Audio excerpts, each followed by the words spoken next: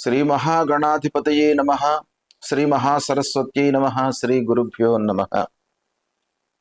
2026వ సంవత్సరము ఫిబ్రవరి మాసంలో మొదటి పక్షంలో, అంటే 1వ తారీఖు నుండి 15వ తారీఖు మధ్యన ఉన్నటువంటి గ్రహస్థితి మూలకంగా వృషభ రాశి వారికి గోచార ఫలితాలు ఎలా ఉన్నాయో తెలుసుకుందాం. ముందుగా ఈ పక్షంలో ఉన్నటువంటి గ్రహస్థితి, సూర్యుడు 13వ తారీఖు వరకు మకర రాశిలో సంచరిస్తున్నాడు. తదనంతరం కుంభరాశిలోకి ప్రవేశిస్తున్నాడు. కుజుడు మొత్తం కూడాను మకర రాశిలో సంచరిస్తున్నాడు. బుధుడు 4వ తారీఖు వరకు ధనుస్సు రాశిలో సంచరిస్తున్నాడు. తదనంతరం మకర రాశిలోకి ప్రవేశిస్తున్నాడు. గురువు మిథున రాశిలో సంచరిస్తున్నాడు. శుక్రుడు 10వ తారీఖు వరకు ధనుస్సు రాశిలో ఉంటూ తదనంతరం మకర రాశిలోకి ప్రవేశిస్తున్నాడు. శనేశ్వరుడు మీనరాశిలో సంచరిస్తున్నాడు. రాహువు కుంభము, కేతువు సింహరాశిలో సంచరిస్తున్నారు. ఈ విధంగా గ్రహస్థితి ఉంది. అయితే ఈ గ్రహస్థితి వృషభ రాశి జాతకులకు ఎలా ఉంది అనే విషయాన్ని మనం చూసినట్టయితే, 9వ స్థానం లోపల 4 గ్రహాలు సంచరిస్తున్నాయి ఈ పక్షం లోపల. అంటే రవి, కుజుడు, బుధుడు, శుక్రుడు భాగ్యస్థానంలో సంచరిస్తున్నారు. కనుక అదృష్టము బాగా కలిసి వచ్చేటువంటి అవకాశాలు ఉన్నాయి. కాకపోతే గురువు ధన స్థానంలో సంచరిస్తున్నాడు. ఇది చాలా కలిసి వచ్చేటువంటి అంశం. రాబడి పెరుగుతుంది. ఉద్యోగ మార్గాలను అన్వేషిస్తారు. అందులో మీరు సత్ఫలితాలను పొందుతారు. మీ మాటకు సమాజంలో పలుకుబడి పెరుగుతుంది. మాటతోనే చాలా పనులు నెరవేరేటువంటి అవకాశం ఒక పక్కన కనబడుతుంది. ఇక 11వ స్థానం లోపల శనీశ్వరుడు ప్రబలంగా ఉన్నాడు.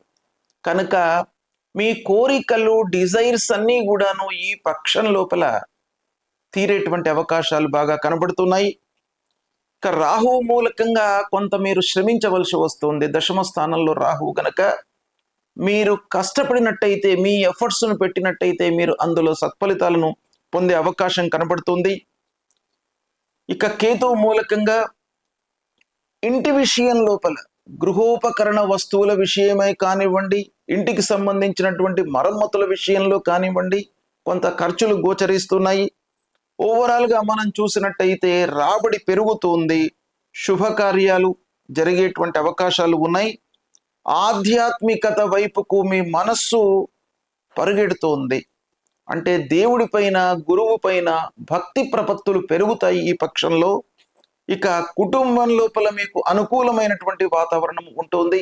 తల్లిదండ్రులు, కుటుంబ పెద్దలతో మీకు సఖ్యతగా ఉంటారు. అన్యోన్యత అనేటువంటిది చాలా మీకు వృద్ధి అవుతుంది ఈ పక్షం లోపల. అంతేకాకుండా పెద్దల యొక్క ఆశీర్వచనము మీకు ఈ పక్షం లోపల కలుగుతుంది. అంటే వాళ్ళందరూ కూడాను మనస్ఫూర్తిగా మీ ఎదుగుదలను కోరుకుంటారు. అది చాలా మీకు శుభ పరిణామము. ఇక అన్ని వ్యవహారాలలో మీకు విజయము కలిగే అవకాశాలు ఉన్నాయి. సంతోషకరమైనటువంటి వార్తలను వింటుంటారు. ఇక విదేశీ సంబంధము, విదేశీ ప్రయాణాలు మీకు అనుకూలంగా ఉన్నాయి ఈ పక్షం లోపల.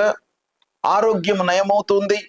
ఉద్యోగ ప్రయత్నాల లోపల మీరు కార్య విజేత, కార్య సాఫల్యం గోచరిస్తుంది.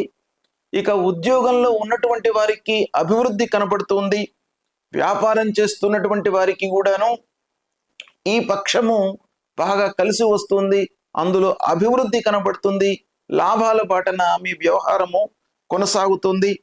ఓవరాల్గా మనం చూసినట్టయితే ఈ పక్షము వృషభ రాశి వారికి చాలా అనుకూలమైనటువంటి ఫలితాలను ఇవ్వబోతుంది. దీన్ని మీరు ఉపయోగించుకున్నట్టయితే సత్ఫలితాలను పొందుతారు. అయితే ఈ పక్షం లోపల మీకు రాహువు 10వ స్థానంలో ఉన్నాడు. ప్రధానమైనటువంటి గ్రహ గనక కొంత శ్రమించవలసి వస్తుంది. ఇక మహాలక్ష్మి అమ్మవారిని మీరు కొలిచినట్టయితే ఈ పక్షం లోపల మీకు ఇంకా ద్విగుణీకృతమైనటువంటి ఫలితాలు అందేటువంటి అవకాశాలు ఉన్నాయి. కాబట్టి లక్ష్మీ అమ్మవారిని కొలవండి. అన్ని రకాలుగా మీకు బాగా కలిసి వస్తుంది. శుభం.